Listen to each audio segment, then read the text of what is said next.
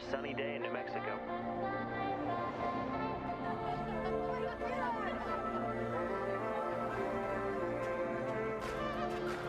When does it start? Any minute now.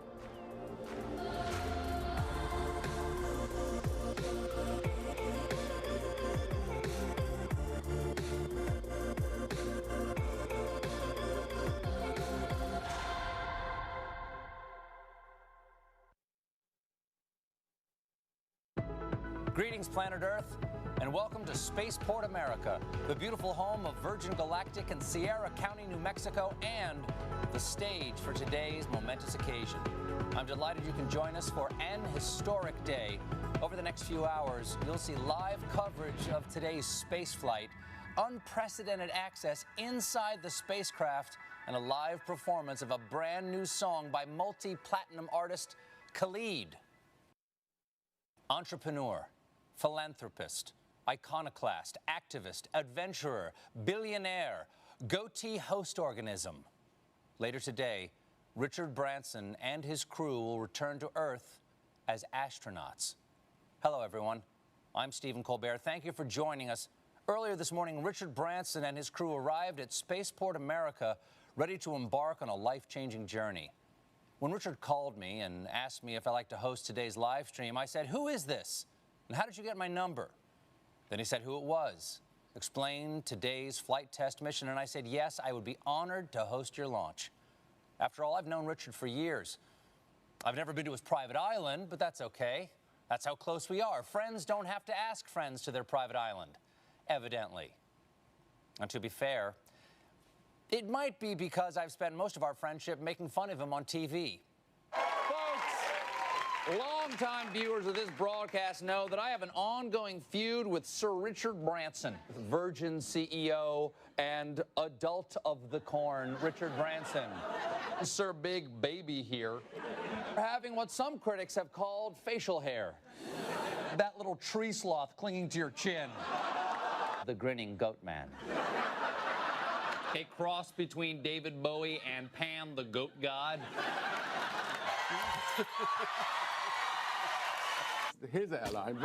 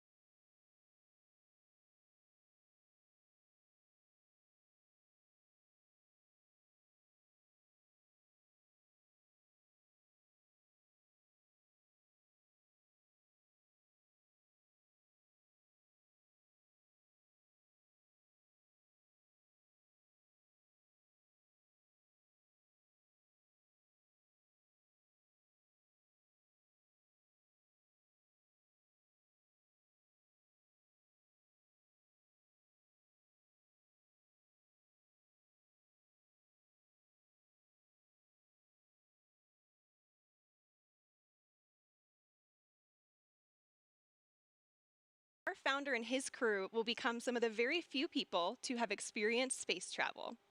Let's take a look at how they arrived to Spaceport America.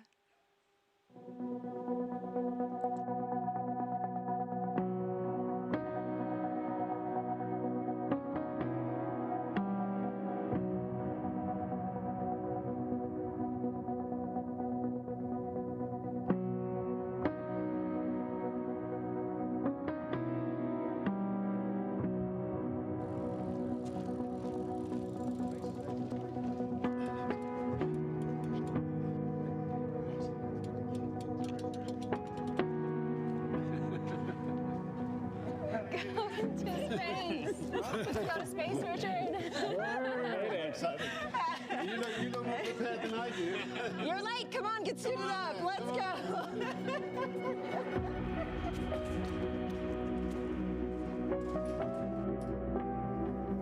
Open sesame.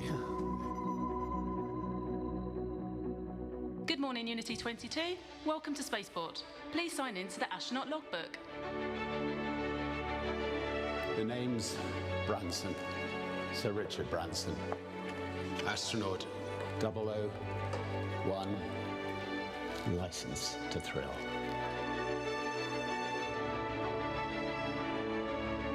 Astronaut 002, Beth Moses.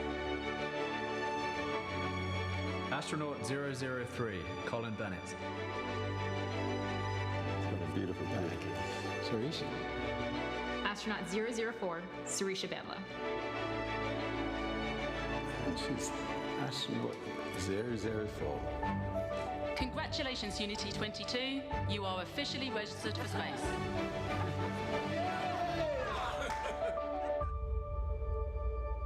See you up there. What a way to start off your journey, first on a bike and now on a spaceship. The team is airborne. Here's some footage of them taking off just moments ago. The spaceflight system was towed out to the runway and elegantly took to the skies on what is a beautiful morning here in the state of New Mexico. They're at approximately 30,000 feet in altitude and climbing as we speak. Our spaceflight system is comprised of two vehicles in a mated configuration. Our mothership Eve, named thoughtfully by Richard after his late mother Eve, and Spaceship Unity, named by the late Stephen Hawking as a vehicle that will unite the world through space. Once at the launch altitude and location, Eve will release Unity for a voyage to space. So today is the day, everyone. Chris, what is the significance of today's flight? You know, I love it when the stuff of dreams becomes a reality. And we've been dreaming of commercial space flight, of people being able to fly in space. I mean, since the very first pioneers started flying, the X-15, which was the wonderful program in the 60s, was so much like the profile that they're going to follow today. And then the Ansari X Prize to try and push the limits that is very much the DNA that's on this bottle, in fact, the DNA that has allowed this vehicle to fly. And it is like all of those pioneers and the flight today, you know, they pried the door open initially, but this crew today is really pushing it open permanently. And I'm really excited for the flight, but I think it's so significant professionally, technically, but personally for the people on board. Absolutely, and you mentioned opening up that doorway. Kelly, you're one of the people that's going to be going through that doorway soon. We are so thrilled to have you here to get a preview of what you're going to experience on a Virgin Galactic mission in the not too distant future. You've got to be getting pretty excited, right? Incredibly excited. You know, this is an emotional day, right? Those doors are opening for the next generation of astronauts. I feel like we have front row seats to the final frontier today, and I'm so excited to get a taste of what I'm going to experience soon. Definitely. Well, I'm so thrilled to have you here. And you too, Chris. Thank you guys so much for joining me today for this. Let's take a look at what we've got in store for the live stream. So while Mothership Eve is transporting Spaceship Unity to the launch point, we'll check in with the crew and the preparations that went into today's flight. We'll also share some perspective on the Virgin Galactic mission, so who we are, what we do, and our vision for commercial space travel in the 21st century. Next, we'll give you a guided tour through the Virgin Galactic experience, showing you what our astronauts will see and do throughout their stay, both on the ground and on their life-changing journey into space. Once we've reached the launch altitude and location, we'll see the moment when Spaceship Unity is released from Mothership Eve and accelerates into space, all coming to you live. So there's some incredible energy building here at Spaceport, and we're happy to have some special guests on site taking in this experience. My co-host Kevin, what's the vibe like down there? Thanks, Veronica. I am currently here at Spaceport America's hangar floor, where the ships usually reside, but as you just saw, they're on their way to space. Right behind me, I have the rocket motors we use for launch, and to my left, a very important person, CEO of Virgin Galactic, Michael Cole-Glazer. Michael, good to see you. It's great to be here, Kevin. Michael, I have one question for you, and that is, what does today mean? Kevin, this is a landmark moment for Virgin Galactic. It's a landmark moment for the new commercial space industry. And it certainly is a landmark moment for our founder, Sir Richard Branson, who right now is showing that when you have the fortitude to follow your dream, you can make a hugely profound impact on the world. It's a historic moment because today we are endeavoring to open access to space for all. Can you imagine? Being up there and looking back down has to be one of the most amazing feelings.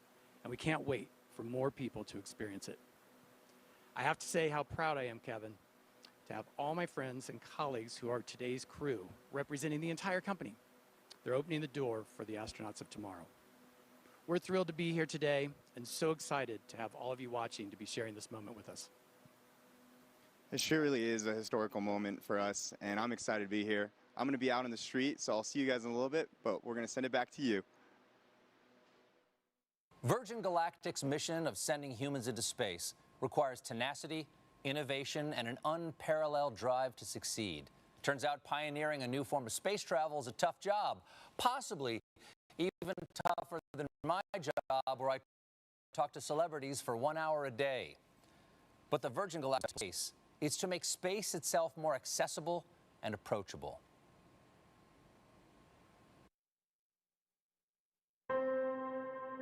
Line 3. Hello. Hi. Have you ever thought about going into space, Richard?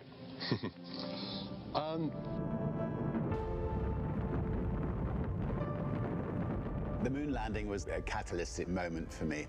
I remember my dad taking me outside onto the village green, and we just looked up at the moon. I really did think that myself and many other young people would one day be able to go into space. I waited and I waited and waited for that opportunity, and it never came.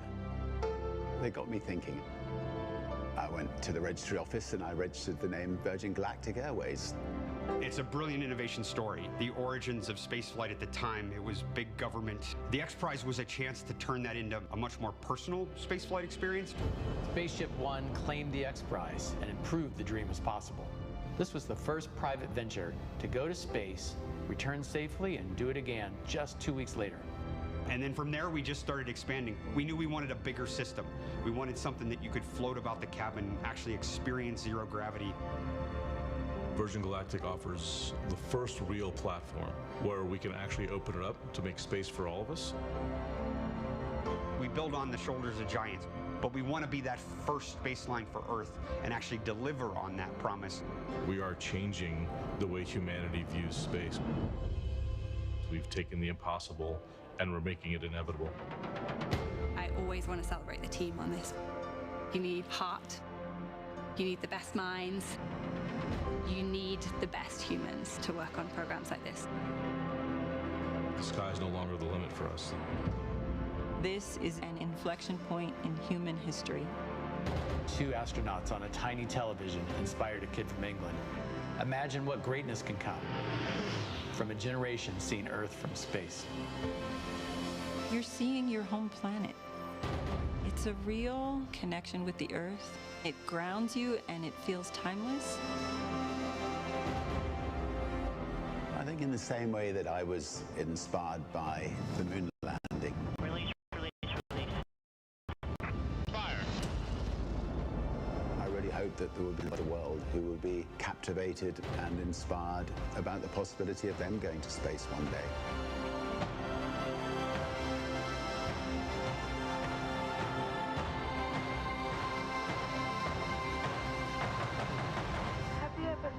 Going into space, Richard? I'd love to go into space. I think there could be nothing nicer. So if you're building a spacecraft, I'd love to come with you on it.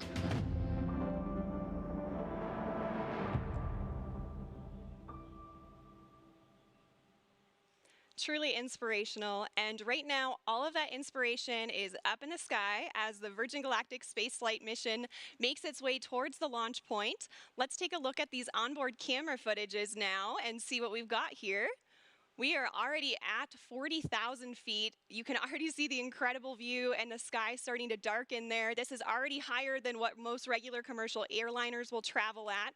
So I'm sure all of our astronauts are taking in that view already and getting really excited and prepared for the mission. Now, Kelly, we hope to connect live with Richard throughout the show here. What would be going through your mind if you were on board with him right now? Gosh, you know, aside from the overwhelming excitement, right, I think it would just be a sense of awe, the hard work and the vision that it took to get to today, and the magnitude of what it means for the next generation of humans who are going to experience the wonder of spaceflight. Absolutely. I mean, this is certainly the dawn of a new space age, and Mothership Eve is currently ascending still. We're already over 40,000 feet. Our target launch altitude for today is 45,000 feet, but in addition to that launch altitude, we also have a designated release point within the airspace, so while you may see us get to altitude rather quickly, we'll continue to complete our flight path until we get to that designated launch point. So everything's looking really good. Again, they're over 40,000 feet now, and just a beautiful view you get there already. I imagine they're just getting really excited for their upcoming space flight. So speaking of the crew on board, let's take a look at the folks in flight today. Virgin Galactic pilots are without a doubt among the very best of the best. They're some of the most experienced pilots in the world, and there are very few flying machines on Earth or off Earth that these professionals haven't flown. In fact, 4 of our pilots are among the very few in history who can lay claim to the title of astronaut. And 2 of them are heading to space again today. Let's meet the crew now. We'll begin with the folks who are supporting today's flight in the chase plane, giving us visuals on the spaceflight system while airborne. Pilot in command of our chase plane today is Jamil Janjua. He's completed over 4,000 flying hours in 48 different vehicles throughout his career, which spans over 20 years in the Royal Canadian Air Force. Joining Jamil is Patrick Moran, who served as a pilot in the Marine Corps for 20 years, where he operated as a test pilot and a test pilot school instructor. He joins Virgin Galactic with over 3,000 flight hours in 34 different aircraft. In Mothership Eve today, we have CJ Sturkow in the left seat. CJ has completed 4 NASA Space Shuttle missions and 2 Spaceship Unity space flights. He's been flying for 37 years and is the first person to enter space from 3 different states. CJ is joined by Kelly Latimer in the right seat, who's logged more than 6,700 hours in her 32-year flying career. And Kelly is also a pilot with Virgin Orbit, our sister space company, and she just flew their successful launch the other week.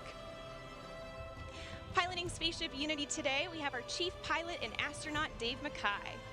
Dave's been with Virgin Companies for over 25 years now and has more than 14,000 hours of flight time to his credit. Just incredible, and spanning no fewer than 140 different types of aircraft.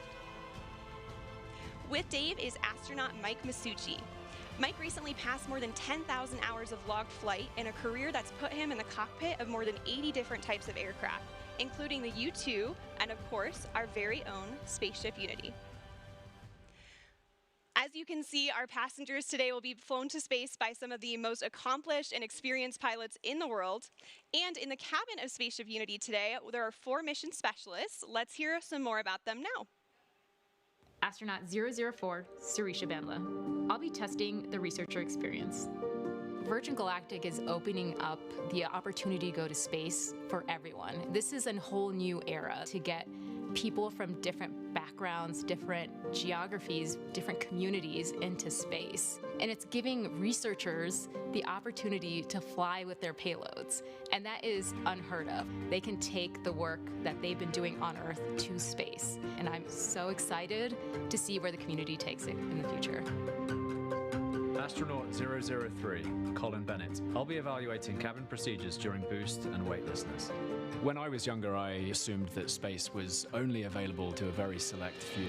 I had no idea myself that I would ever be in a position to go to space, but here I am. And how awesome it's going to be be a part of the journey of opening this up to hundreds and then thousands of more people in the future.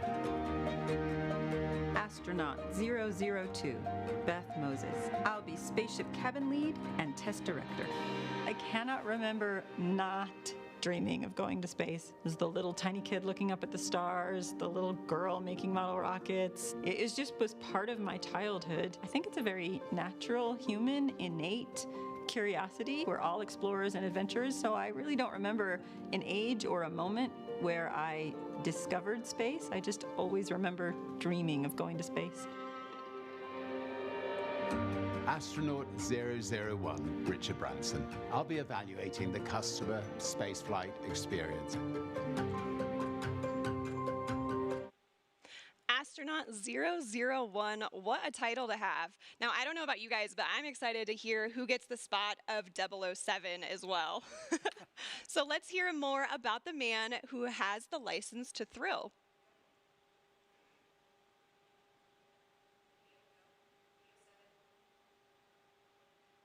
Now, say what you want about Richard Branson, and I have. He has left an indelible mark in the world of business, travel, and entertainment. And it's all been fueled by his restless sense of adventure.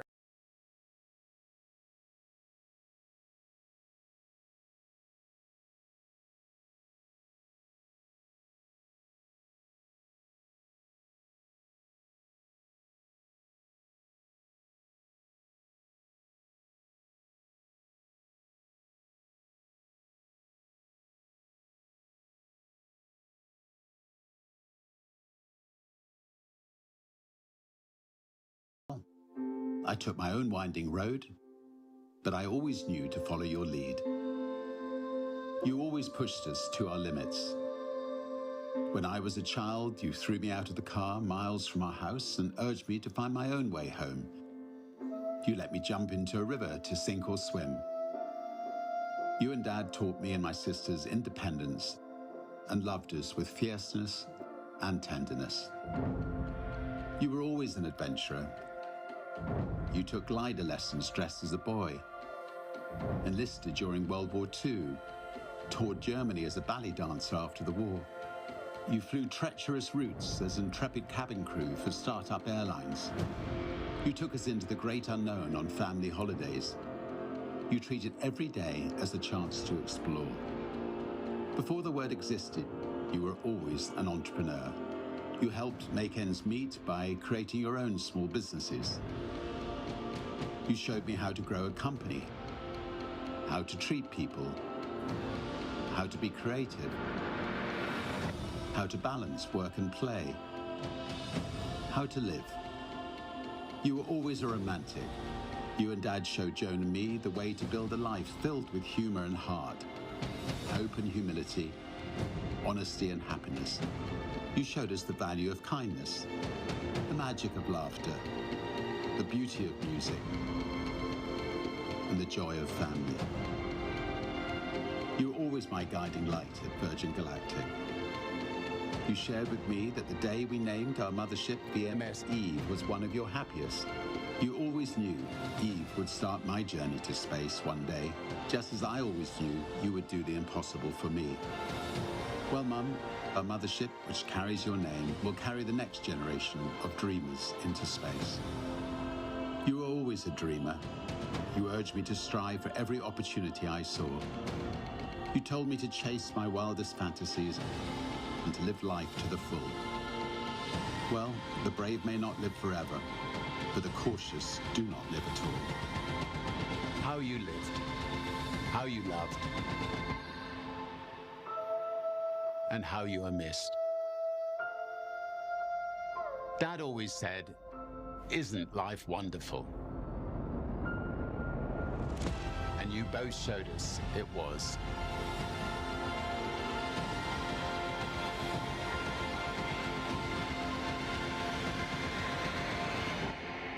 Always.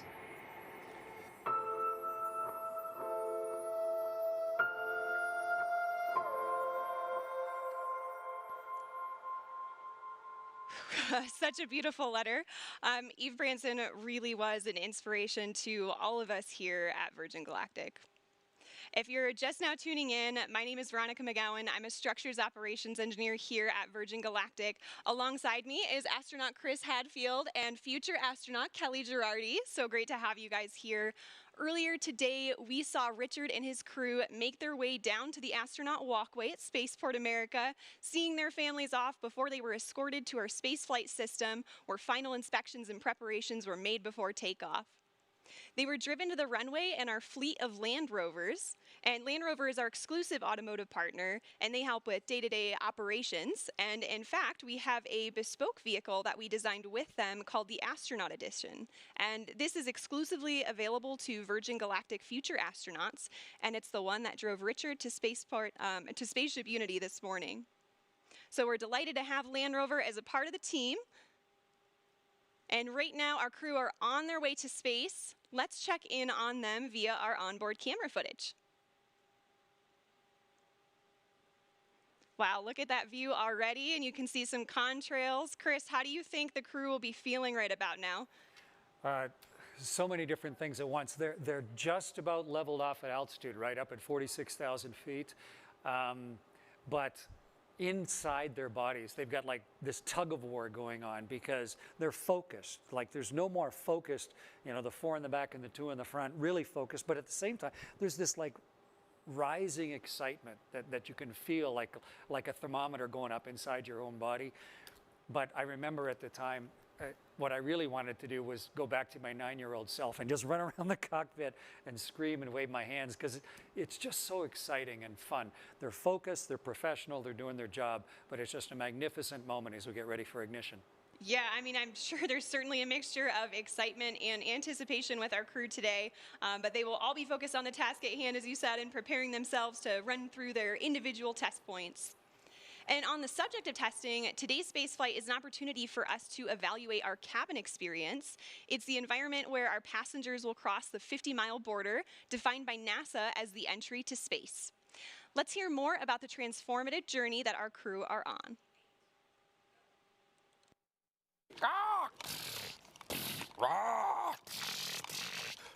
You shall. Oh, hello. I was just contemplating.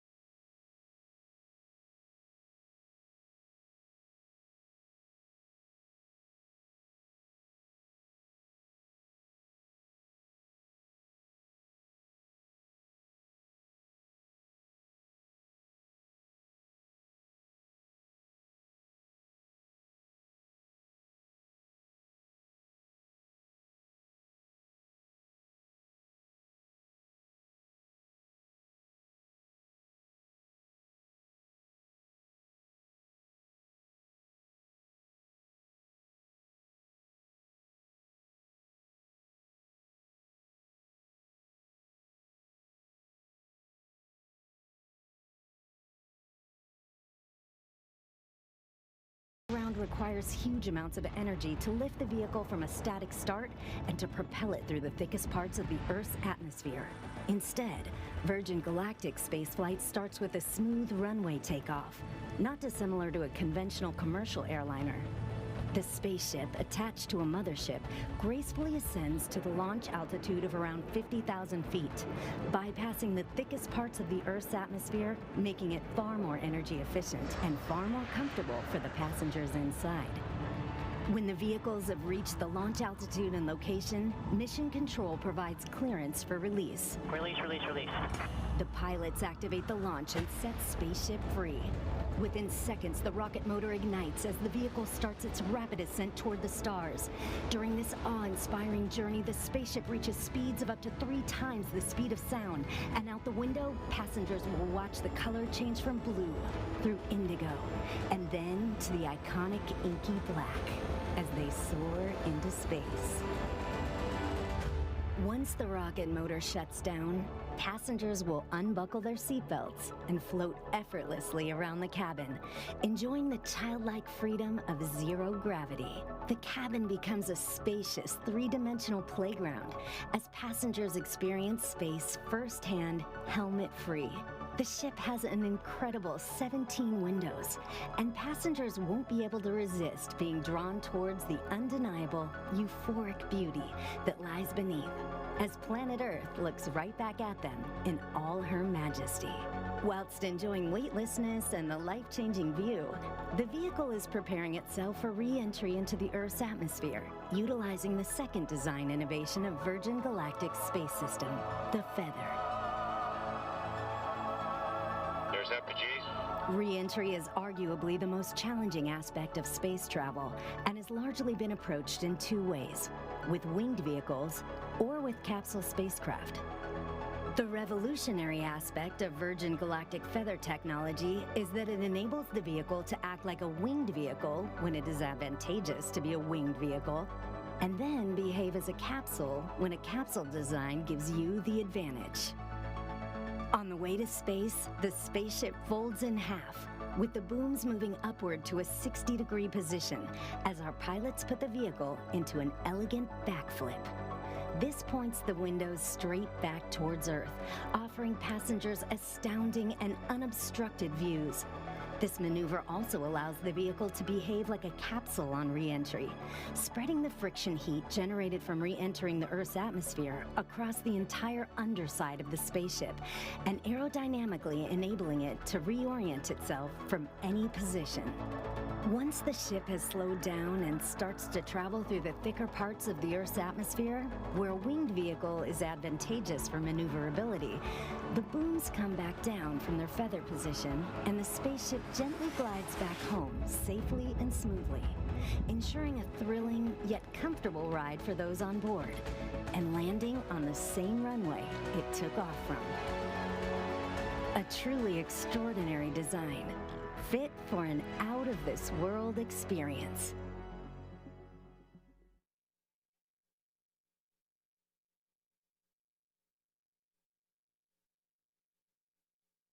Wow, that is some next-level space engineering. I love how its re-entry is feathered, just like Richard's hair.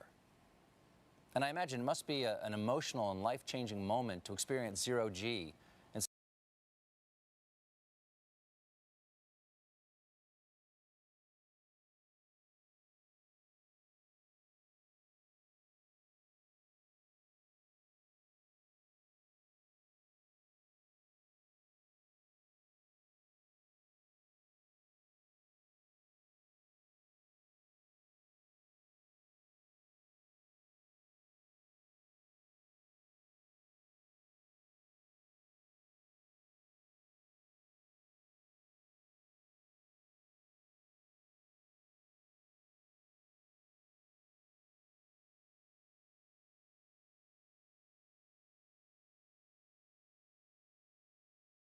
Engine and the rockets to ignite there. Yeah, I can imagine. And Kelly, now I know you've experienced zero-G already in some parabolic flights. Your space flight will surely be an extension, right, of that zero-G time. What are you most looking forward to in terms of conducting experiments in that environment? Yeah, exactly. Like Veronica said, I've done a number of parabolic research flights here on Earth where the aircraft takes this roller coaster profile to simulate zero-G seconds at a time. But during a dedicated research mission with Virgin Galactic, I am most looking forward to that continuous, uninterrupted minutes worth of microgravity exposure to do my experiments. It's just an unprecedented time. The next generation of researchers and scientists are going to be flying with their payloads, and I'm so excited for what's to come. Yes, definitely excited for your spaceflight, and I'm very excited that people can experience, not only that personal transformation on space flights, but also conduct scientific research. So it's a really flexible platform. I am hearing from our Mission Control Center now that we are about 6.5 minutes out to release. We're getting pretty close. So let's go ahead and switch over to our onboard camera footage for the whole portion of the flight here until landing. I am hearing we're in the middle of our L-10 checks. And L-10 means we're approximately 10 minutes out from the moment when Mothership Eve releases Spaceship Unity. And this is based on an estimated time of arrival to that release point. So timing may vary a little bit, but the closer we get to that point, the more accurate the estimate becomes. And right now we're about 6 minutes out. So up until L-10, Eve is in full mothership mode, carrying Spaceship Unity to altitude and providing her, through essentially an umbilical cord with electrical power, system heat, and cabin pressurization. And this air is conditioned, so we can keep folks cool on the ground for hot summer days like today, and heated at high altitudes where things get a little bit cooler to keep the pilots and the passengers comfortable. So at L-10, Spaceship Unity switches to her own battery power for avionics and control systems and performs electrical checks, feather system checks, flight control checks, and more. And about each check here. These days, more and more systems are becoming automated, especially in aircraft and spacecraft. And what's really exciting about the Virgin Galactic spaceflight system is that our crew truly are hands-on with the piloting throughout the flight. Oh, there's Sir Richard Branson now. It's so exciting to see them in the back. I'm sure they are just getting incredibly excited. And of course, as mentioned earlier, we have Dave and Mike up front. We have an amazing team of pilots here, and they just love to pilot a vehicle that is arguably the most exciting vehicle in the world to fly. And I imagine, this also provides passengers with an additional level of comfort, knowing they have crew members with them throughout the duration of the flight. There they are again, just moments away at this point. It's looking like we're about 4 minutes and 20 seconds out now.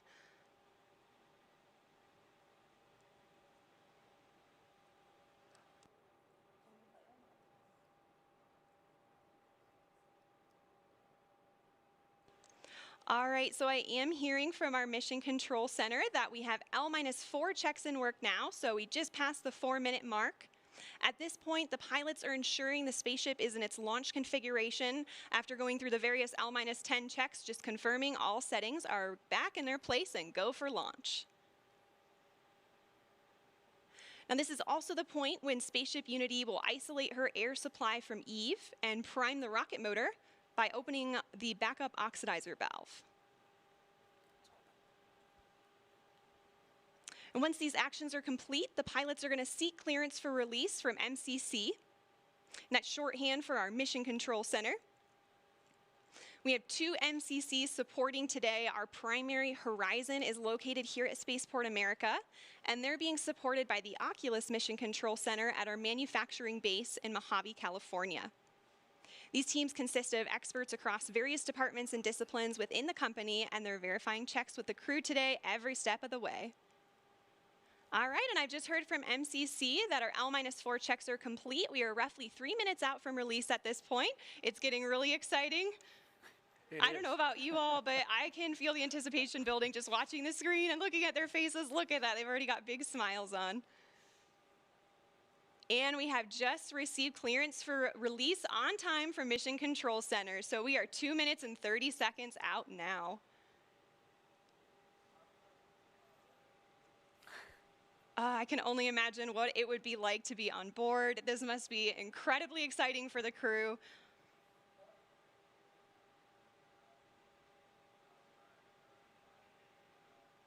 We're about 2 minutes out now, and once we get to the 30-second point, Spaceship Unity is going to arm the launch pylon. And then once we get to that designated point, the mothership pilots are actually the ones that engage the release, setting Unity free. So we have actions for both the mothership pilots and the spaceship pilots, so they're in coordination and all agree on the launch.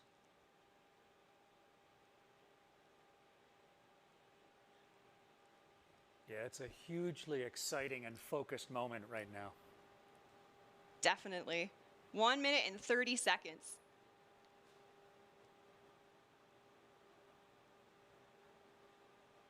The spaceship pilots are also going to push the stick all the way forward to prepare for release. And things happen pretty quickly after the release. So the pilots are going to light the rocket motor and they're going to accelerate in level flight until they reach Mach 1, at which point they'll start what we call the gamma turn, where we turn directly up and head to space. 1 minute to release now. It's getting real. So exciting.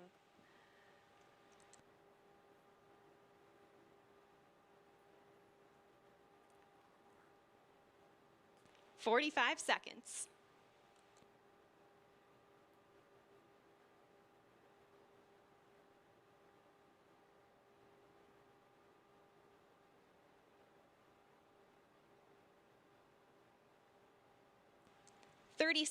The Spaceship Unity pilots are arming the launch pylon now. We are armed for release. 20 seconds.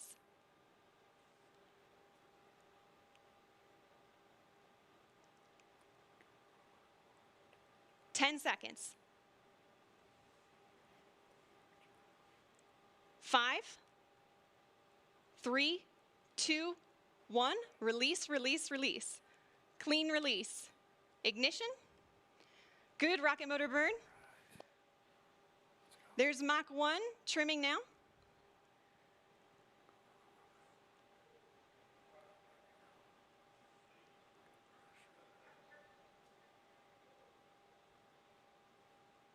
Trim complete. Unity is pointed directly up and heading to space. Things are looking great. We are 25 seconds into the burn now, approaching Mach 2. 30 seconds, Mach 2. Everything's looking really good and stable. 40 seconds. 45 seconds. 50 seconds, approaching Mach 3. There's Mach 3.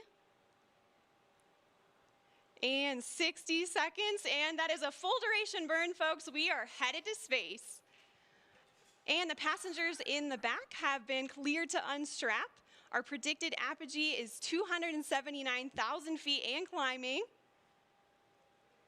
The pilots are now unlocking the feather, and as soon as they do that, it's going to initiate a backflip for Spaceship Unity. This is normal. We want those windows pointed down towards the Earth to maximize that incredible view. So feather is coming up now, and the pilots are also enabling the RCS, or reaction control system, which is what they'll use to control the attitude of the vehicle while we're outside the atmosphere.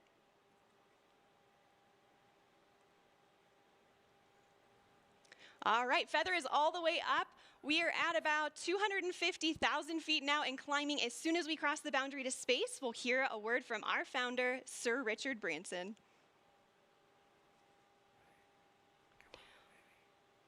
Welcome to Space, Unity 22.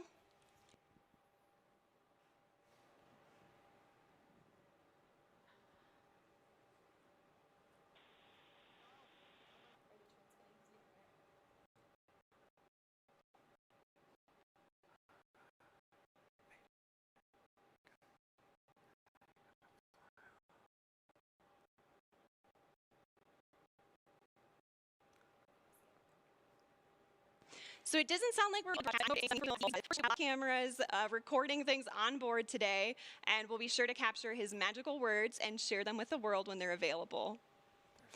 We reached apogee 282,000 feet. Remember the day, remember where you are, and remember who you shared this with, and remember the name Virgin Galactic, because today, space is virgin territory. The culmination of a life's work, more than a half a century since the world rejoiced in and was transformed by humans leaving planet Earth, Sir Richard Branson fulfills his long-held dream of experiencing space with his crew. Congratulations again, Richard, and congratulations also to Sarisha and Colin on becoming astronauts today. And welcome back to space to Dave, Mike, and Beth. Oh, you can see them now?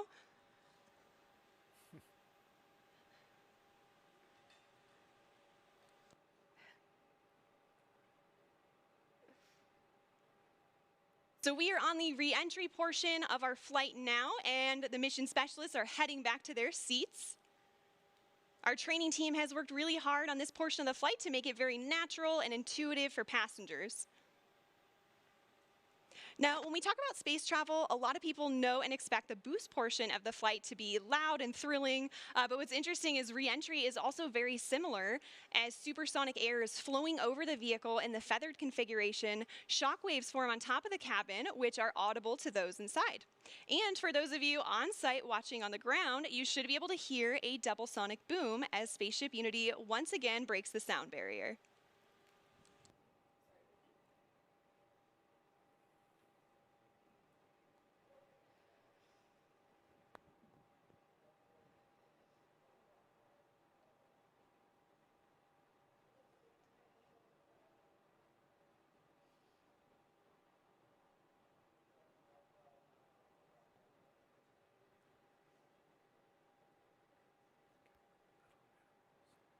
All right, folks, we are now subsonic, just under 75,000 feet in altitude.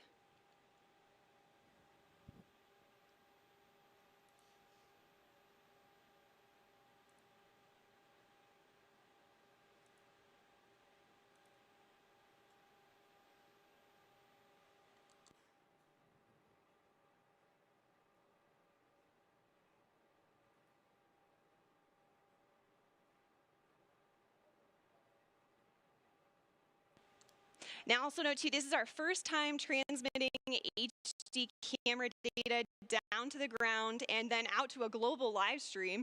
So please do see some drops in the feed, but we still have some really great ground footage coming in here. Oh, there we go. Now we can see that is the tail cone of Unity. And the pilots are lowering the feather now. Now, as the feather comes down, the nose of Spaceship is going to drop. This is normal and expected. Once that feather's down and locked, the pilots will begin a gentle pull up to a level attitude. And I'm hearing the feather is down and locked now. So at this point, Spaceship Unity is a glider, so it's all about balancing her potential and kinetic energy. So if the pilots want to go faster, they point the nose down, and if they want to go slower, they bring the nose up.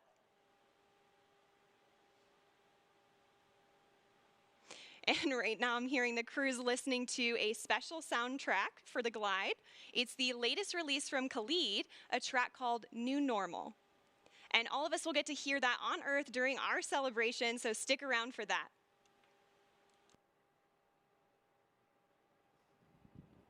I don't know about you all, but I am still feeling overwhelmed and excited about what we just witnessed.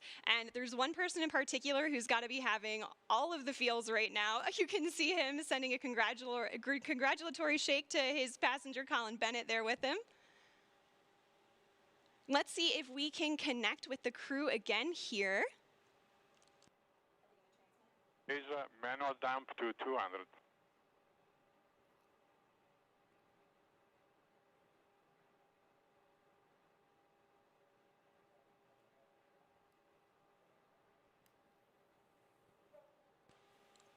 So, Richard, you just went to space. This has got to be the ultimate birthday present for you. What was it like?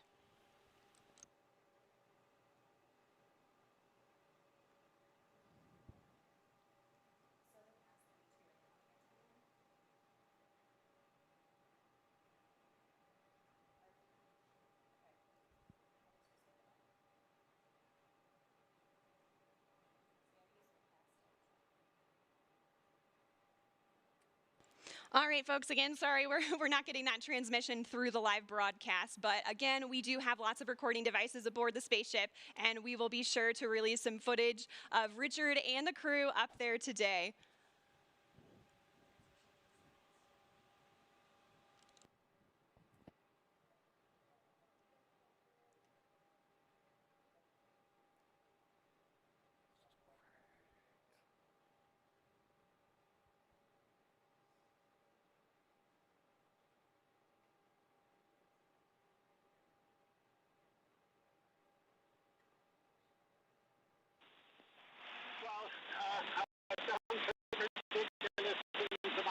Lifetime. That was really one day built to experience it. It's a complete experience for a lifetime. And now I'm looking down at a beautiful spaceport. Congratulations to everybody for for creating such a beautiful, beautiful place. Congratulations to all our wonderful team at Virgin Galactic for 17 years of hard work to get us this far.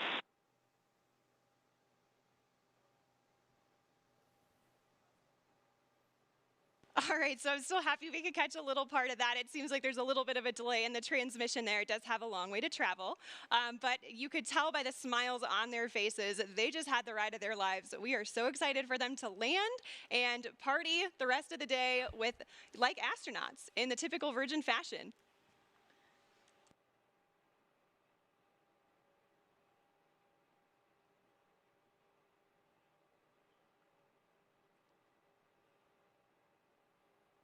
So we are at 22,000 feet now and descending. And as I mentioned earlier, Unity is a glider at this point. So the pilots right now are discussing their energy management plan. And pretty shortly here, they'll be meeting up with our chase aircraft with Jamil and Patrick to get some really cool visuals of Spaceship Unity.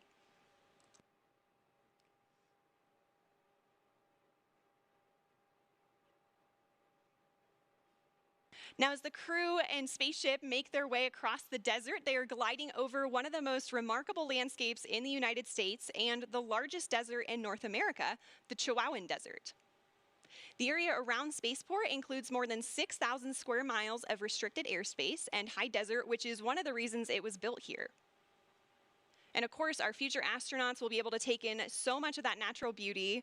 And, of course, we also have White Sands nearby. White Sands National Park is just to our east. It's visible right over the Black Range Mountains. White Sands, of course, has been the backdrop for so many films, commercials, and music videos, and it's known for having the largest gypsum dune field on the planet. Khalid's music.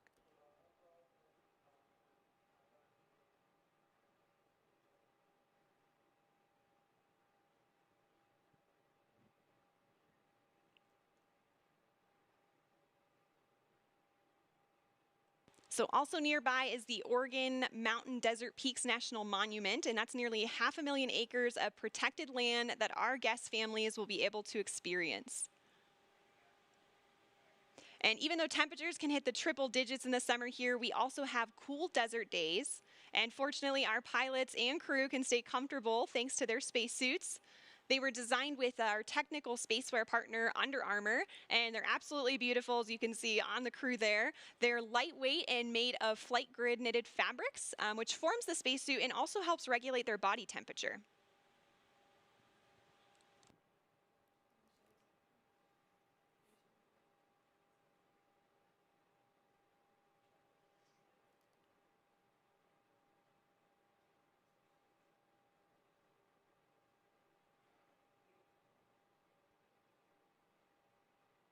So also to commemorate this flight from New Mexico, we reached out to the Zia Pueblo, who gave us permission to use their sun symbol on our spaceship. This symbol is also a part of the New Mexico state flag, and it's embedded with symbolic meaning. The number 4 is sacred to the Zia people, and the emblem represents the 4 directions, the 4 seasons, the 4 times of day, and the 4 phases of life. We are honored and proud to feature this perfectly balanced symbol on Spaceship Unity's tail cone, as we also celebrate our new home.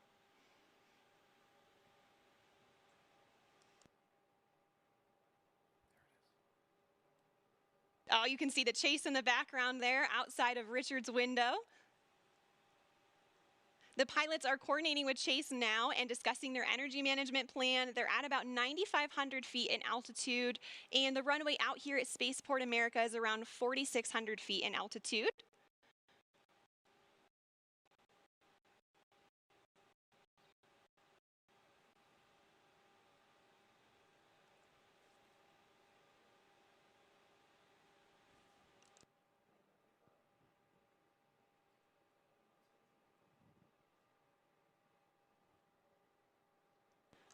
All right, we have 3 landing gear down and locked. Now the pilots are going to be landing on runway 34 today, so that's coming from the south and towards the north for those of you on site watching. And for the non-pilots tuning in, those numbers represent the first 2 numbers of the magnetic heading of the runway. So for example, 34 is 340 degrees on your compass. We are just about 1,000 feet above the field now and on final. 500 feet above the runway. 300 feet. Over the threshold.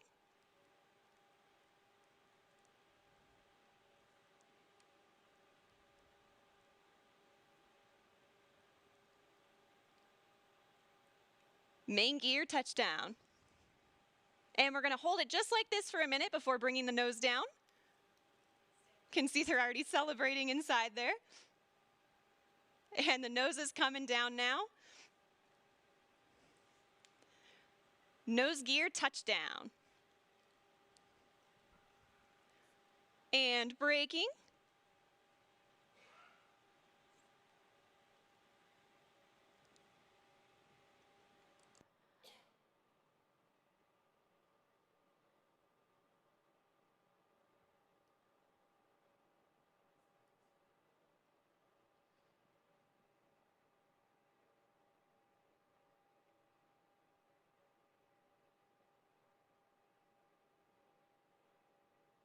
Look at that incredible drone footage here as we come in.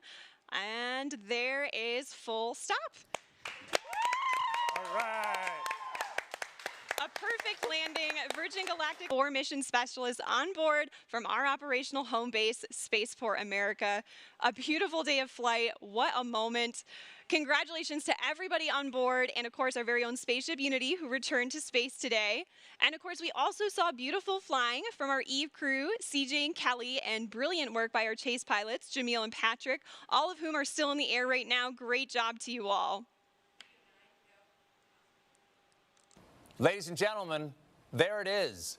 More than half a century since the world rejoiced when humans first achieved spaceflight, Richard Branson fulfills his dream of experiencing space travel. Congratulations to Richard and Virgin Galactic. Congratulations also to Colin Bennett and Sirisha Bandla on becoming astronauts. And also a welcome back to space for David Mackay, Mike Masucci, and Beth Moses. Well, stay tuned, folks. We will be hearing more from our astronauts later in the broadcast, and we also have a special musical performance to celebrate today's milestone. But first, let's hear some thoughts on the flight. Chris, you've returned from space several times now, both on a capsule and a space shuttle. How does this landing compare to the landings you've experienced? Well, obviously, that's a much more gentle landing than a capsule on my Soyuz flight.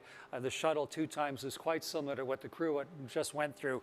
But for them, of course, it's such a personal experience now. And what are they going to do with this? How are they going to take this amazing view of the Earth that they've just had and the kind of brave new nature of what this whole team has just accomplished? How are they going to now make that part of who they are, and how are they going to share this experience with other people? You know, that's what's going through their minds right now. I'm just so proud of the whole team. That was an amazing accomplishment. It was epic. And, you know, as somebody who has spent, what, like 4,000 hours in space, is it? Yeah.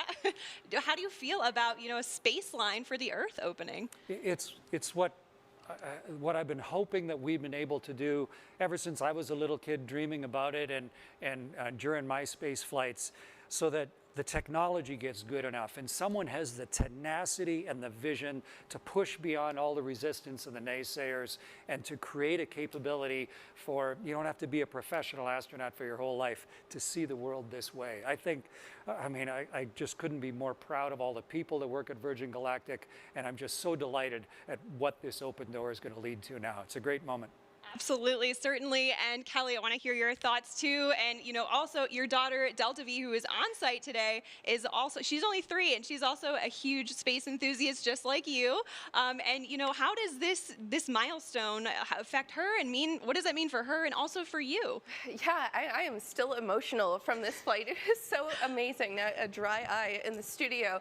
But, you know, when I think of my daughter on site, just like you said, it's like, this is what it's all about. You know, it means the world to me. Not only that she was here to witness history today, but that she's going to watch me, her mom, become an astronaut. You know, that's going to be normal in her mind. That's just another thing moms do. Of course, they go to space.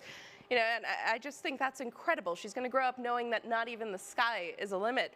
And I think the other thing that struck me is it's just such a powerful reminder of how much can change in a single generation. My mom is also on site here today. She's going to kill me for aging her, but when she was born, human beings hadn't yet been to space.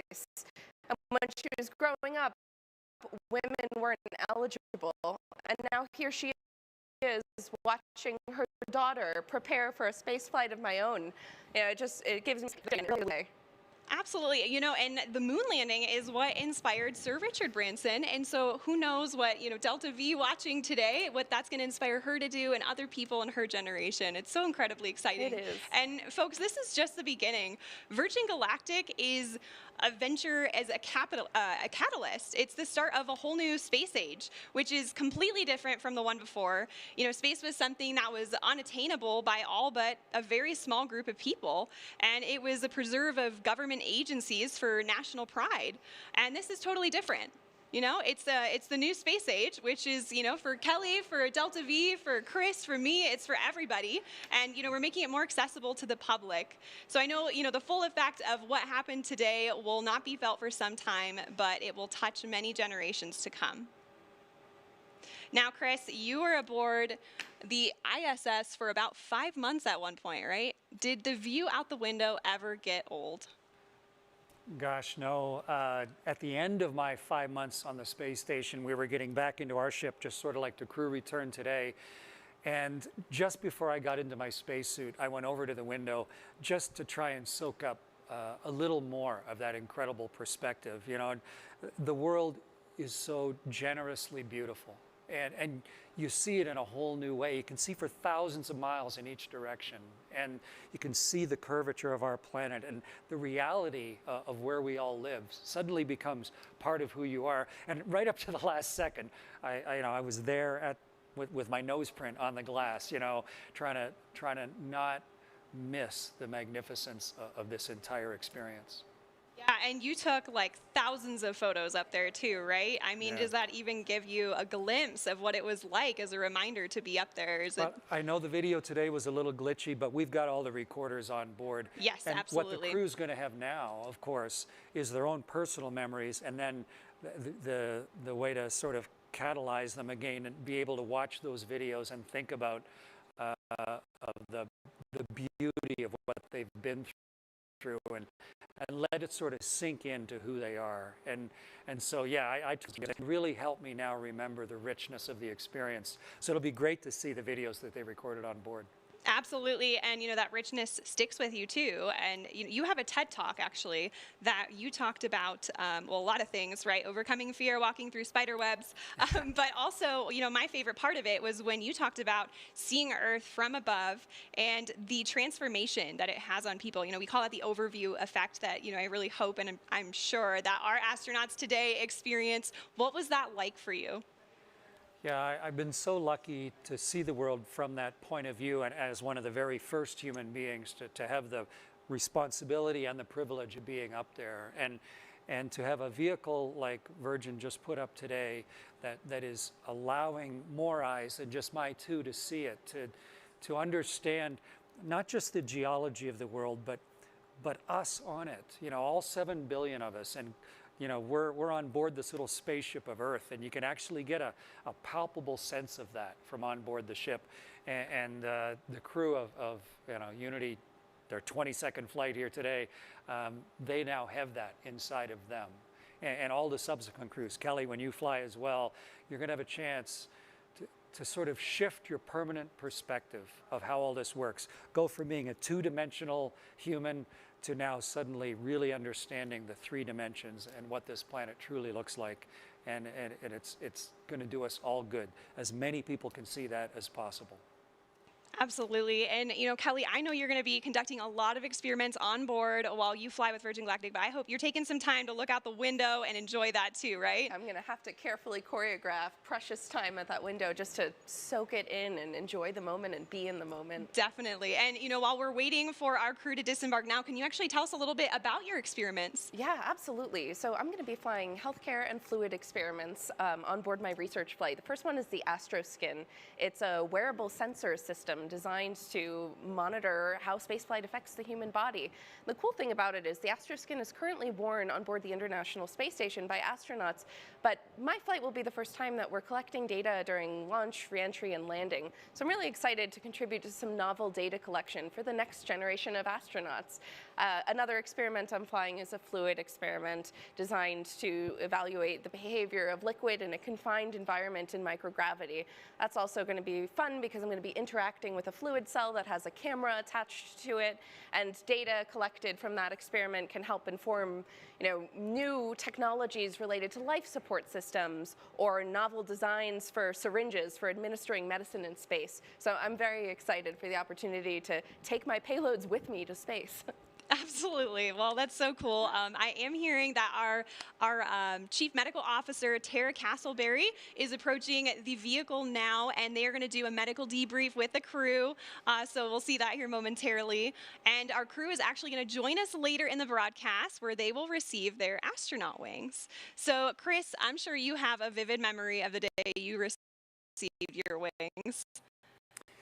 Yeah, wings that we wear on our chest, they're a measure of a lifetime of work and purpose and personal accomplishment.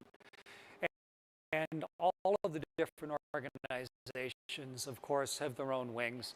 But when I flew in space, it was the very that was on my chest. So that was a huge honor for me to have, the Prime Minister of Canada to take these new wings that had minted to show a new human accomplishment, and then for me to have that as part of who I am for the rest of my life.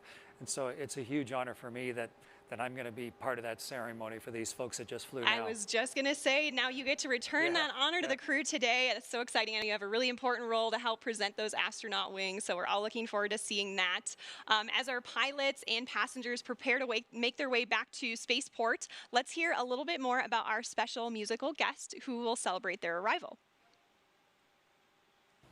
Thanks, Veronica. And if you thought that was incredible, folks, someday you're going to tell your grandchildren that you were watching the live stream when Virgin Galactic and Richard Branson first launched into space. And they'll say, "We know, Mima, you've told that story 100 times. But then you'll say, even the part about Khalid performing the song New Normal for the first time? And then they'll sit up excitedly and they'll say, "Really? You were there?" And you'll say, "Yes." Because, ladies and gentlemen, here to debut his new single, New Normal, welcome to the stage, El Paso's very own Khalid.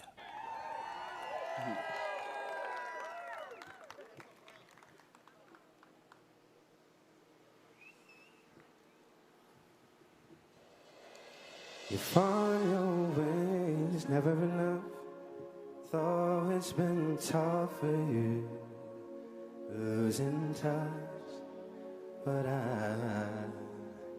summer has its end sometimes. And although I can't promise you much, you'll be fine. You'll be fine.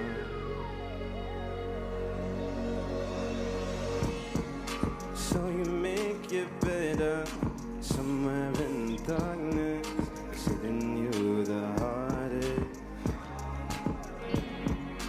No one predicted how far we came. It's not what you wanted. How fast time goes, living in the moment, taking you for granted. It's a new normal, it's up for us to live in it, not to understand it. Hey, you find your ways, never enough. Love has been tough for you.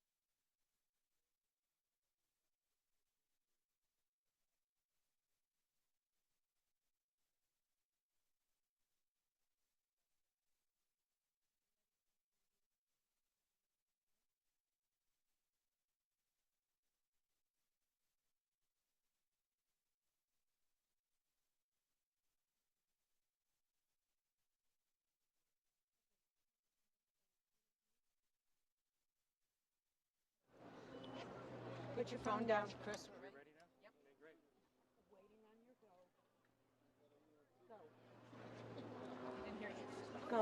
That was beautiful, man. I really enjoyed that. One of the lyrics in your new song was, I never predicted, how far we've come. And Yeah. Look what we were just at here today. What did you think of the whole thing today? Super nerve-wracking. Honestly, it's a dream to even be here, so I'm so thankful. And like you said, look how far we've came just as humanity. That was so memorable, so historic. We went to space. But I mean, you are the youngest person ever to have reached, 20 billion streams, I think, on Spotify? Yeah. So where do you think we are in history? What does this mean for you? For me, I'm so thankful, I'm so grateful, and it seems surreal. And I think that's kind of how we all feel about the times right now. It's super surreal, but it's true. It's our new normal. So we're going to have to get used to it because we're going to see a lot more to come. What are you dreaming of doing in your life? I dream that I get the confidence to go up there, too. That'd be great. And I think you tweeted out, if you went to space, what would you take with you? So I'm turning around the question. What would you take? One of my best friends gave me a crystal for my birthday. I would take that with me, too. You would take that? Yeah. I really cherish my friends. Well, that was just beautiful listening to you on stage, and I'm so delighted to have a chance to get to know you and to share something so magnificent with you here today. I really appreciate it. Thank you. And I've been lucky enough to fly in space myself, and you are going to love the experience when you have a chance to go. I know I will. Yeah, I've been outside of a spaceship, watching the world turn underneath. Unreal. And what we really need is ships like this one that's behind us that can let people get up there, people with your kind of talent. Yeah, make it conventional for everyone to go But your kind of talent to then thank you. share it in a way that other people can really understand. Oh, you're too nice. Thank you. I really appreciate that. So I'm really excited. You think maybe, you're one of the great singer-songwriters. Do you think maybe some of the stuff you've seen today is going to inspire you? Oh, no doubt. No doubt. It inspired me already. Yeah, it's just such a delight to see your talent in a place like this on a historic day. So beautiful. Yeah, I'm happy to be here. Congratulations to you. Thank you so much, Virgin Galactic, as well. I really appreciate it because none of this would have happened without you guys. Everybody, all the engineers, everybody working on set. I really appreciate it. So, Khalid, you see right there is the door that you get in through. And then you get into your seat, and then you could have a chance to go experience that for yourself. Yeah, we'll see. We will see. I think you'll love the experience. To be able to not just get up on stage and see all the thousands of people, but to get so far up and see the world. It's just a beautiful experience. So congratulations. Thank you so much. And a wonderful day to be together. Oh, I really appreciate it. Thank you, guys.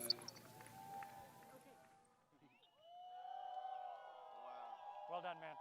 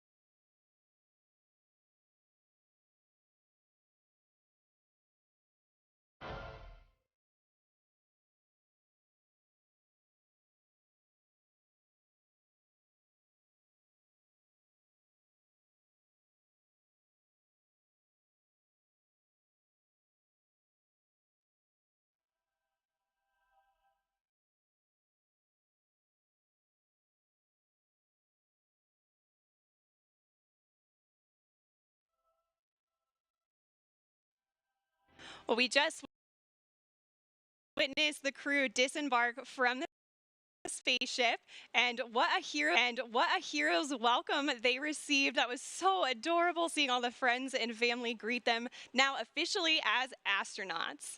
Now we're going to give them just a minute here to freshen up. They're entering Gaia now, which is what we call the first level here at Spaceport America. So like I said, they're going to get an opportunity here to just freshen up. But while we wait, let's hear more about some of the other Virgin companies in our Virgin family. If we can do this,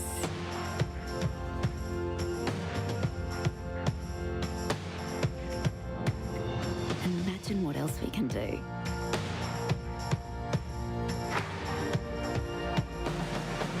If we can go here,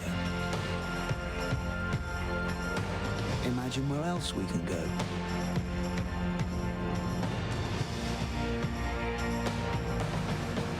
If we can feel this. 3, 2, 1, release, release, release. Fire, fire. Imagine what else we can feel.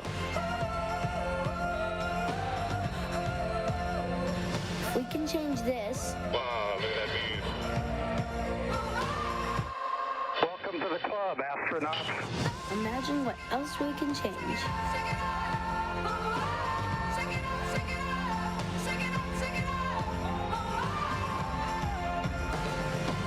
If we can share this,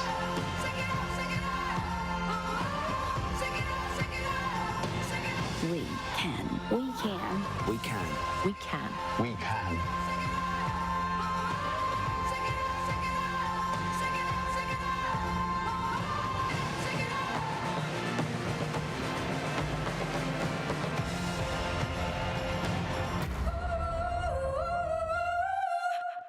It's so wonderful to see how all of the Virgin companies are making a difference in the world. Now, you saw some of our footage from our previous flights in that video as well. Let's see some highlights from today's flight.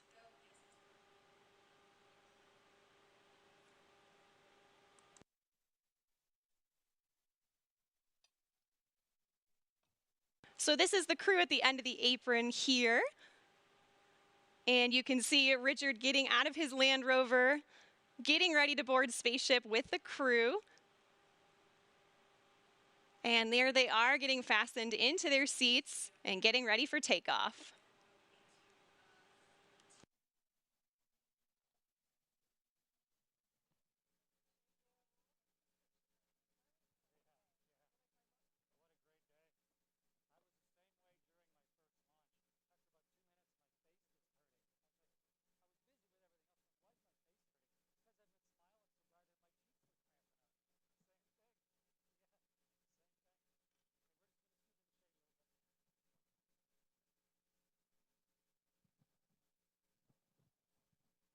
Just a beautiful takeoff, and I imagine that's just so comfortable and intuitive for people to experience on their way up and give them, a way to contemplate what's about to happen. And there's release there, the exciting moment, lighting the rocket motor and headed to space. That's so cool. So you can see the moment when they release right there. Kelly, are you so excited to experience that? Unbelievably so. I mean, this is something only a handful of humans have ever experienced in the world. And for the first few hundred humans who journeyed to space, their flights, look at this. I mean, that footage is incredible. So cool, just floating in zero G. Their flights focused solely on function. But for the next generation of astronauts, we have this opportunity to optimize on experience. And there's just no one better to curate that experience than Richard Branson and Virgin Galactic. I mean, this is just the next generation of spaceflight. Absolutely, and customer service is certainly his specialty. And we do everything in style here, including that stylish landing on the same runway they took off of. And there it is now being towed back. Again, this is footage from today's flight just moments ago. Right now, we have our crew in Gaia, which is the first floor of our Spaceport America's Gateway to Space building. And we call this the Gateway to Space because it is literally the building, the last building that human beings step foot in before becoming astronauts. And these moments, like Richard has said, this is what it's all about. His grandchildren, the next generation, I mean, that generation is going to grow up with unprecedented inspiration, exposure, and access to space. It's going to fundamentally change the way we live, the way we see ourselves and the world. It's unbelievable to be here today, to get to see this and to be a part of this history. Yeah, and it's so heartwarming there to see Richard with his grandchildren and his family. You know, back in 2018, on our very first space flight, he wrote a letter to his grandchildren. Let's take a step back and see some history on that.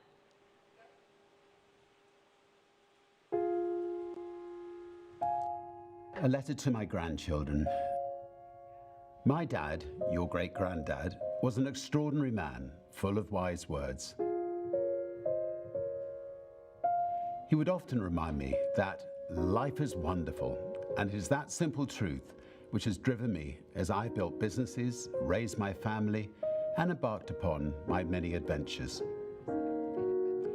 You are at the very start of life. It is an incredible gift, and it is there for the taking. It will deliver highs and lows, but by living it to the full, by always trying to do the right thing, and by keeping a childlike sense of adventure, it will indeed be wonderful. I used to think of space as a destination, but I now realize it's a journey with some amazing milestones along the way. Your lives will be transformed by space, and it will give your generation the planetary perspective on which the future of humanity rests. That we're all in this together, fellow travelers on Spaceship Earth.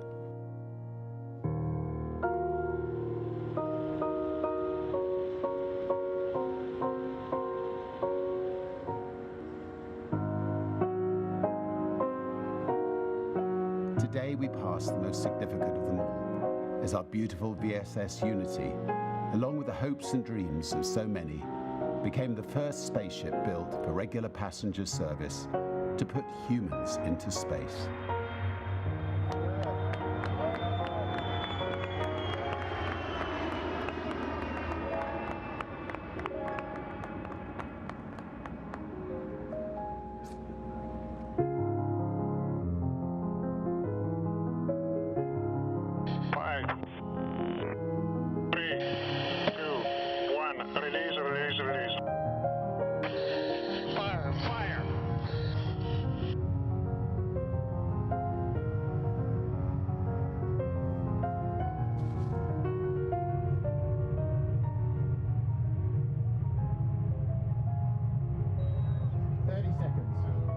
Control.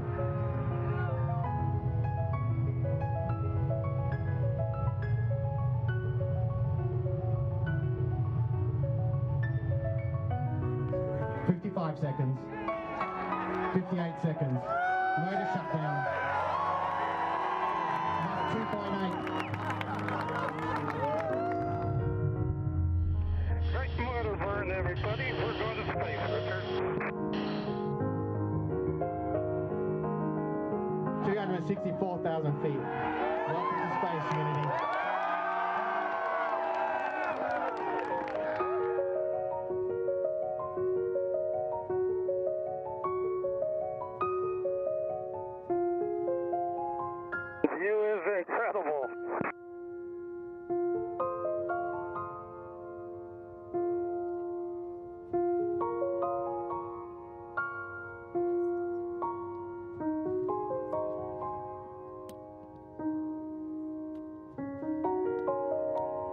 Check that out. We can see Mexico.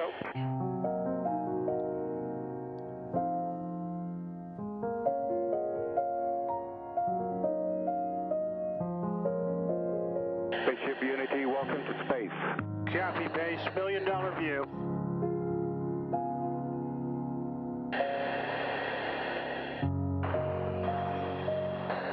Atingir.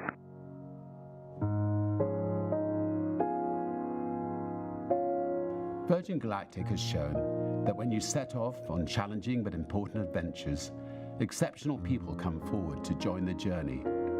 People who are consistently by your side and on your side. People who share your dreams and people who help make them reality. Rolling to the right.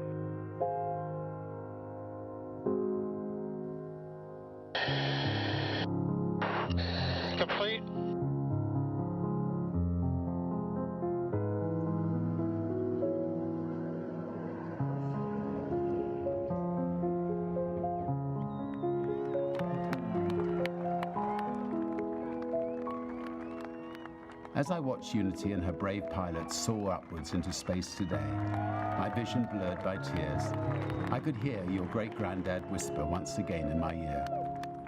Life is indeed wonderful.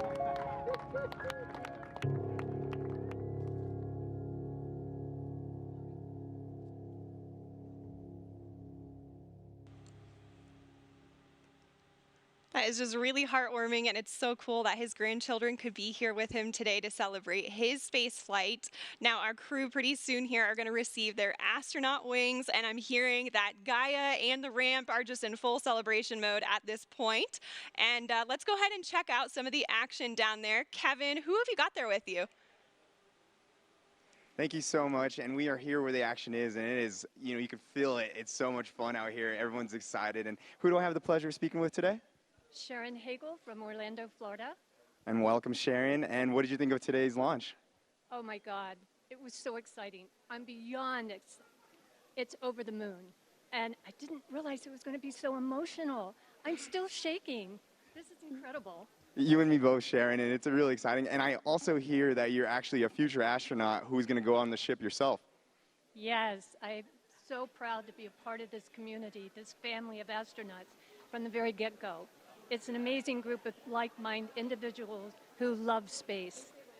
That's amazing, and I'm excited for you, and I can't wait till that moment. And then, in fact, thank you so much for speaking with us. We have another future astronaut, I think, coming right over here as well. Mr. Ron, I think we spoke a little bit before. Yes, can you tell us what your name is and where you're from? Yeah, it's Ron Rosano, San Francisco Bay Area. Well, welcome here to Spaceport of America. What do you think of the location? Oh, it's always fabulous here, and it's such an emotional day, and not only for us that are connected to Virgin Galactic and the project, but as we turn a corner and expand the thinking and understanding of our world and us as a planet, and to think of the views and the ways things are going to spread for students and people around the world, and thinking of us on a spaceship, Earth, and us a crew on Earth is a very emotional, profound thing. That's amazing. Yeah, so what are you looking forward to most when you go up to space here in the near future? Oh, it's hard to say. I think you would expect a change in your understanding of the world and in the way it relates to you. That's fantastic. And I hear you work with children in some organizations. Can you talk a little bit about that? Sure. I've been organizing video conferences with students from classrooms all over the world with me and other future astronauts, and also staff from Virgin Galactic. So we give students the opportunity to have a one-on-one Q&A session with people that are going to space and people that are building spaceships, and that's incredibly rewarding work, and we're so glad to do it. Oh, we're glad to have you here, and thank you so much for speaking with us today. And we have one more guest down here we wanted to talk to, and what is your name? Hello, I'm Zana Vazim, and I'm from Toronto, Canada. Well, welcome here to New Mexico. What did you think of today's event? It was unbelievable, unreal, and truly out of this world. Have you ever thought about going to space yourself? Yes, actually, I am a future astronaut. I'm the youngest one so far, and the reason that I think space is so inspirational and important is because it represents the unity of humanity. It truly doesn't belong to one country, one nation, and it's without borders. And so my dream is not just for myself to experience space, but for women and young girls to experience it too. Well, you are truly an inspiration, and I can't wait for your journey. It's going to be coming up soon, and today marks the big day. It's a catalyst for all this, a new day for us in space travel, and here we are. Can't wait to get back in the crowd, so we'll be checking back with you guys in a bit. Back to the studio. It's great to see some of our future astronauts here today. Right now, we have over 600 future astronauts from 60 different countries. I know all of them today, whether they're here at Spaceport America with us or watching from around the world, will be eagerly anticipating the day they arrive here with their friends and family, ready to take in their space flight. All right, ladies and gentlemen, at this time, our amazing, historic, heroic crew are ready to come on over to be fitted for our wings ceremony right outside. Let's hear from a Virgin Galactic astronaut, our Chief Astronaut Instructor, Beth Moses, who witnessed those life-changing views firsthand. My name is Beth Moses, and I'm an astronaut and the Chief Astronaut Instructor here at Virgin Galactic. And I was honored to carry a little tiny piece of everyone's heart with me into space when I performed the first test of our customer cabin. I was very, very eager to perform this test to make sure that the company could succeed and you all could go to space. And so I tightened up my straps right before release. 3, 2, and I felt a free fall, like a drop tower at an amusement park. And time seemed to go slower for a little while, maybe because I was really eager for the rocket motor to light. Fire, fire. It feels comfortable. It feels like a strong pressure, but it comes on slowly and smooth. But you definitely feel pushed back in your seat. And you have a sense that you're starting to go pretty fast. Then the pilots started to turn us towards space. I had expected the inertial forces to be the dominant sensory input during this gamma turn. And in actuality, they weren't. Outside my window, the sky had gone purple. And the sound and feel and sight, like nothing I'd ever seen before. So I came out of that gamma turn, and I certainly knew that I was headed to space. I could hear the pilots calling increasing Mach numbers, and I literally said, "We're doing it, we're going up." Standing by, 20 knots. Stick center, Darcy gets enabled, featherweight 17. 17 knots. At rocket motor cutoff, there's no lurch. I didn't lurch forward in my straps, and it's a common misnomer. There's no feeling of suddenly being weightless. Your arms don't suddenly float up. Your hair doesn't suddenly float up and get in your face if you have long hair. It's really actually far more gentle and quiet and calm than any of the Hollywood movies would lead you to believe.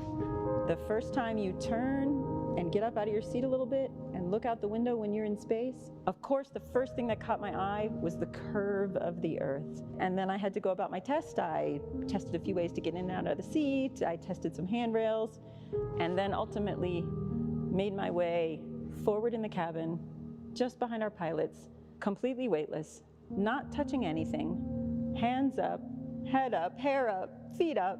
And that moment around apogee is just something.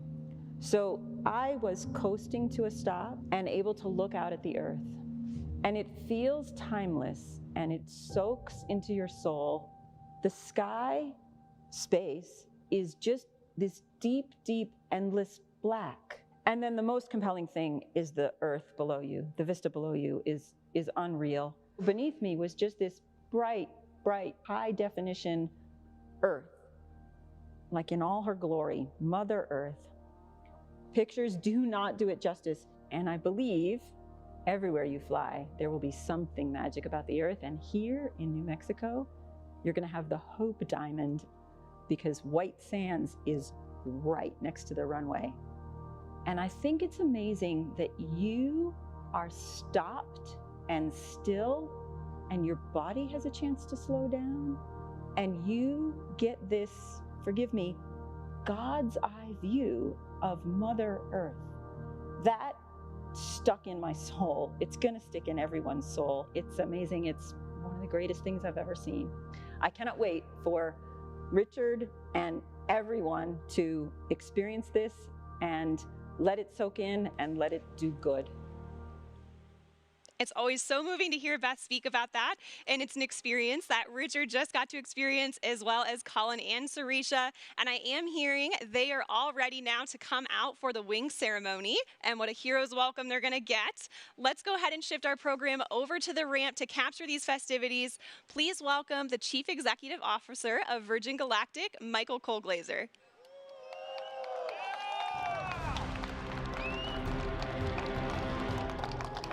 Guys.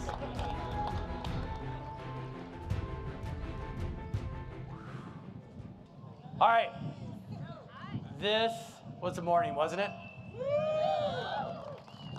This is a morning we are going to remember for the rest of our lives. I'm really grateful and I'm really honored to be with you here. Look at the setting. I saw Governor Lujan Grisham earlier. There is no better place to go to space than New Mexico.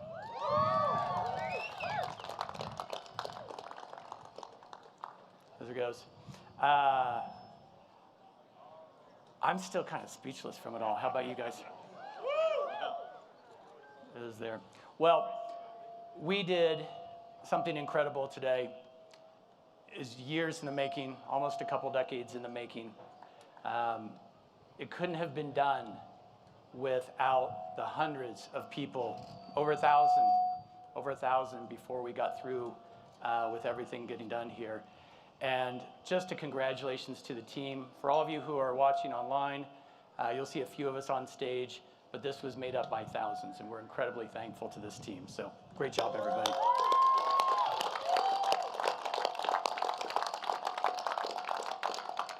You know, there's one person in the Virgin Galactic family who's not here today, but who is an incredible, incredible force and guiding light for us, and that was Professor Stephen Hawking. And Stephen Hawking was an inspiration to many of the team at Virgin Galactic.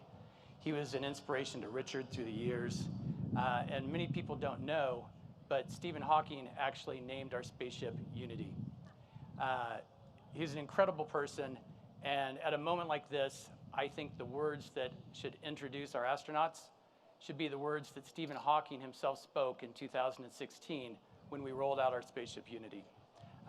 So with that, if we could please hear from the amazing Stephen Hawking.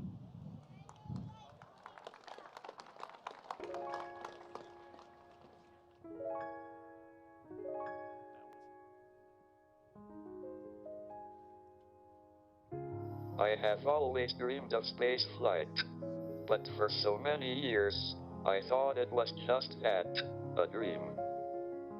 But I had reckoned without the dream of another, a man with a vision and persistence, to open up space flight for ordinary earthbound citizens.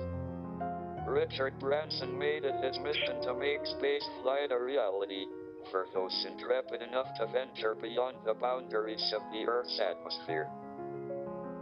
The first private astronauts will be pioneers. We are entering a new space age, and I hope this will help to create a new unity. Space exploration has already been a great unifier. Taking more and more passengers out into space will enable them, and us, to look both outwards and back, but with a fresh perspective in both directions.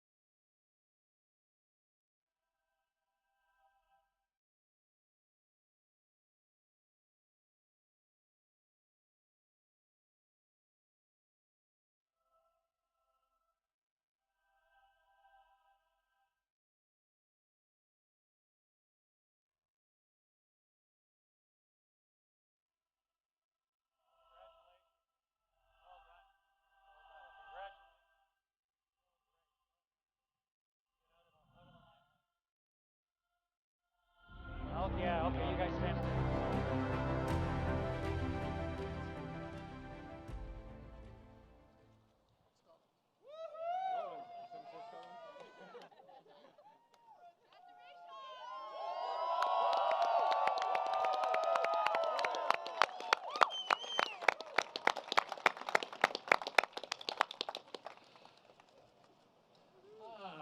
Are you going to be I on our wings?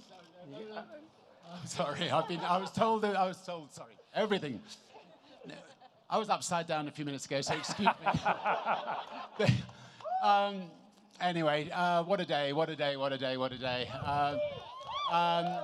And I'm not sure whether Stephen Hawking's words have played, but it was such an honor knowing him and such an honor having him as an astronaut. He decided to go up there before us, but it's lovely to still have his words with us. Incredible honor to have Chris Hadfield with us. You will all remember his beautiful playing of a guitar from space. Give him a round of applause. Thank you. Congratulations. I think, like most kids, I have dreamt of this moment since I was a kid, but honestly, nothing could prepare you for the view of Earth from space. I mean, the whole thing was just magical, and suddenly you're looking down and you're seeing 3 people looking up at you. And hang on a minute, what are you doing down there? We have this incredible Earth. Anyway, I'm just taking it all in. It's just unreal. I was so honored to test the customer experience. So initially, I thought testing the customer experience was a little bit of an excuse to get me on. It wasn't. It's so great to just get out there, test the customer experience. You get lists and lists of little things, and it's the little details that matter. So we are going to now have no details to sort out with this space line. This remarkable crew of mission specialists, and now, any second now, and now astronauts. They are a complete delight to have flown with, yeah, it was just, we've had such a great time.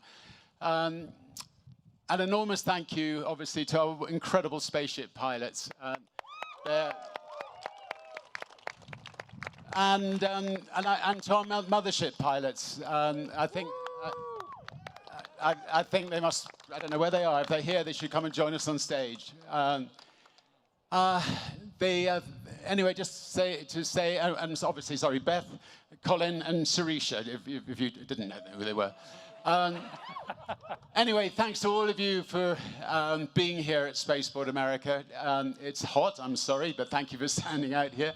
The spaceport is the most stunning building. When you come in the morning and see this thing emerging from the desert, I think it could be one of the 10 wonders of the world. So awesome to arrive on a bicycle and across this beautiful New Mexico countryside. And thank you to New Mexico for hosting us, for building this, for everything.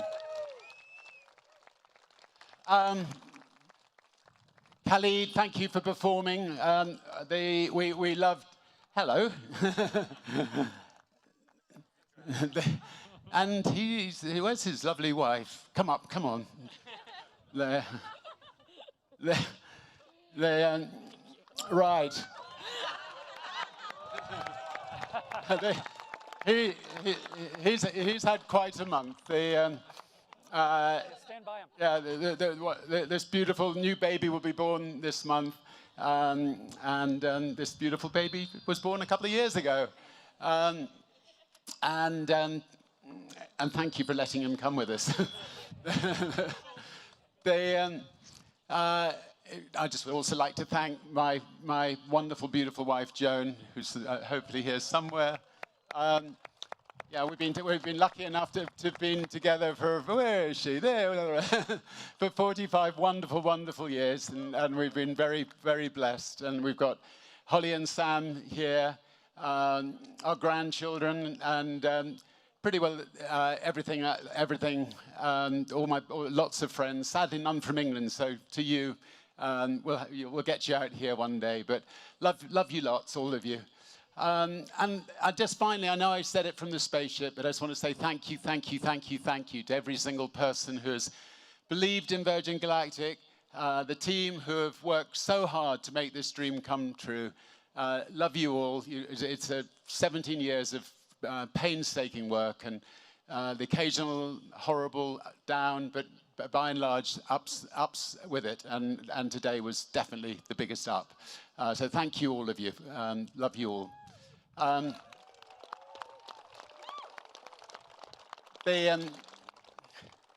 The mission statement that I wrote inside my spacesuit was to turn the dream of space travel into a reality for my grandchildren who are here, for your grandchildren, and for many people who are alive today, for everybody.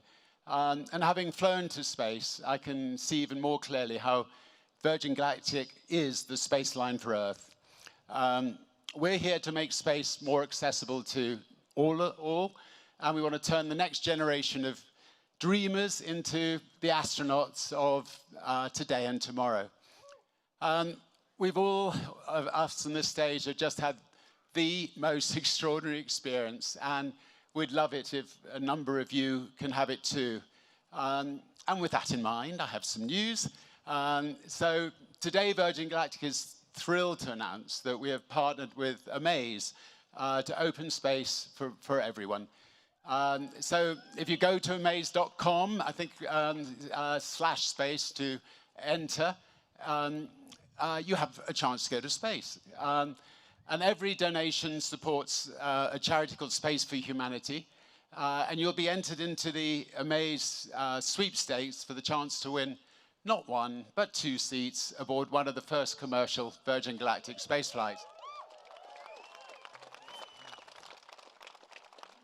And with my Willy Wonka hat on, a guided tour of Spaceport America given by yours truly, and I promise lots of chocolate in the factory.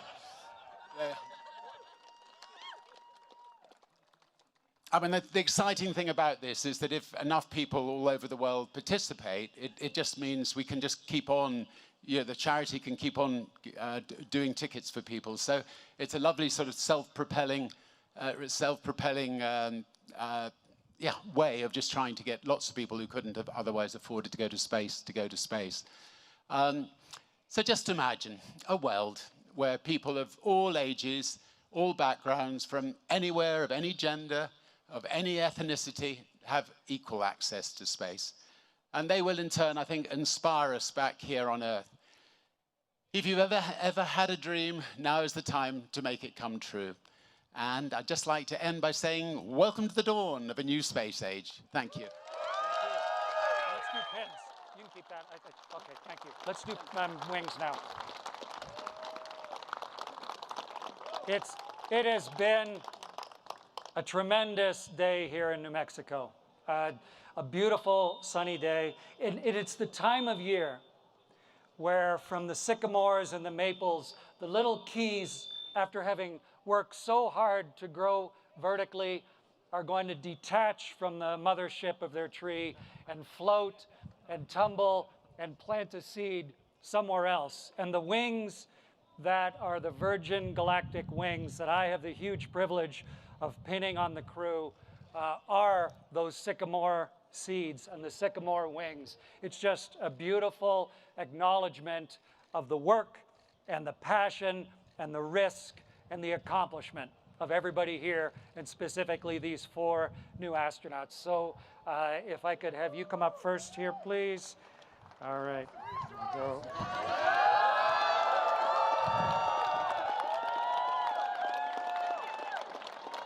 Everybody, Sharisa Bandla, astronaut!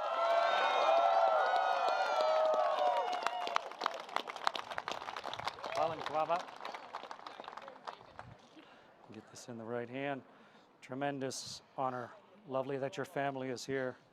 There you go, sir. Ladies and gentlemen, Colin Bennett, astronaut!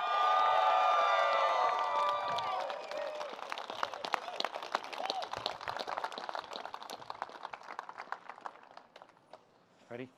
Yeah. Stretch across. There we go. Get the magnet secure. All right. And as part of the historic Unity 22 flight, ladies and gentlemen, it is Beth Moses, astronaut.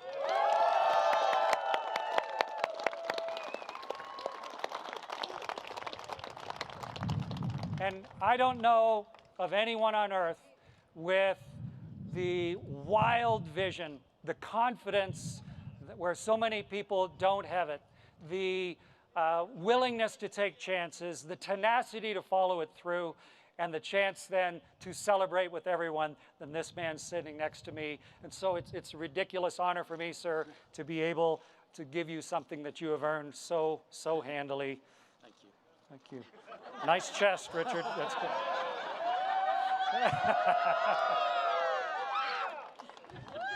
Ladies and gentlemen, this here is Sir Richard Branson, astronaut. Congratulations. Congratulations. Well done, sir.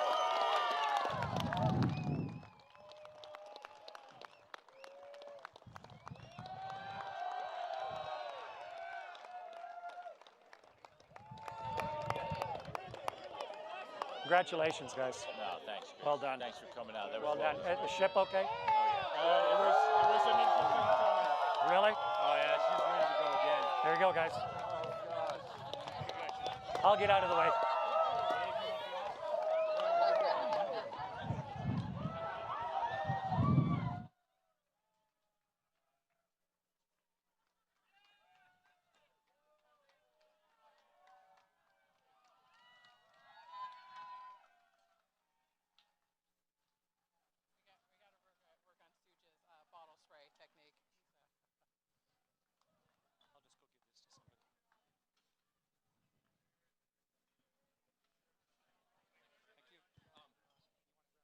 Yeah, I'll grab that.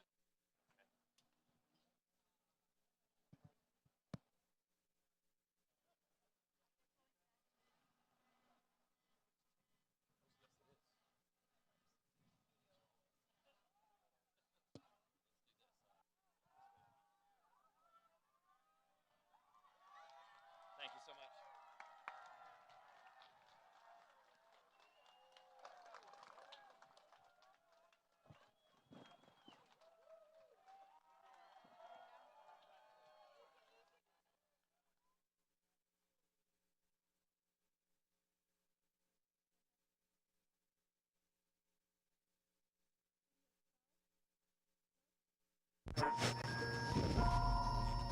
We are an island, surrounded by oceans of land, desert land, mountain land. Each time I fly home, I contemplate the endless space. Here, you sense the hand of time, the relentless creativity of nature, and of man. New Mexico, true. Well, folks, that does it. Richard Branson has left the planet and experienced space travel thanks to the magic of science. I know it's an experience that he hopes and expects many others, especially the next generation, will enjoy during his lifetime through the Virgin Galactic experience.